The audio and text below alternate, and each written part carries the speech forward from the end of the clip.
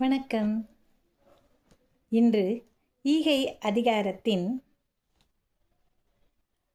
6வது குறளை நாம் பார்க்கலாம்.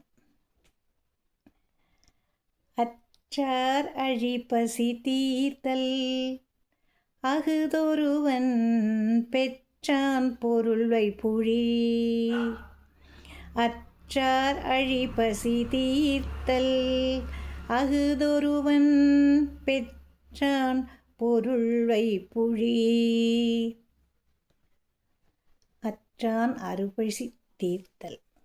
வறியவர்கள் உணவு உண்ணுவதற்கு தடுமாறி தவித்து நிற்கும் பொழுது அவர்களுடைய பசியை நீக்க வேண்டும் என்று பொருள் இருப்பவர்கள் நினைக்க வேண்டும்.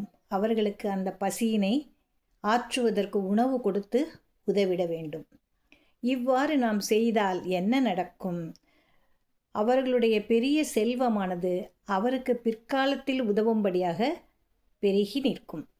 ஏன் அப்படின்னா, ரொம்ப நாள் நம்ம எல்லாருக்கும் செய்கிறோம் அப்படிங்கும்பொழுது ஒரு காலகட்டத்தில் நமக்கு உதவி செய்வதற்கு கூட யாரும் இருக்க மாட்டார்கள்.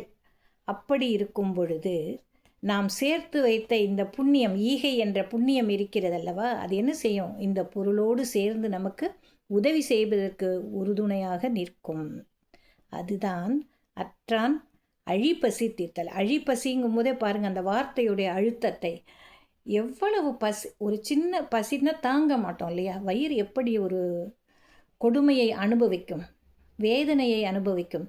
அவருடைய பசியை நாம் நீக்குவதற்கு உணவை கொடுத்தால் அந்த ஈகை என்ன செய்யும்னா, நாளை நம்முடைய பெரும் செல்வமானது நம்மோடு இருந்து நமக்கு உதவி செய்யும் வகையில் பெருகியே நிற்கும் என்று இந்த குறள் நமக்கு விளக்குகிறது. நாளை சந்திக்கலாம். நன்றி.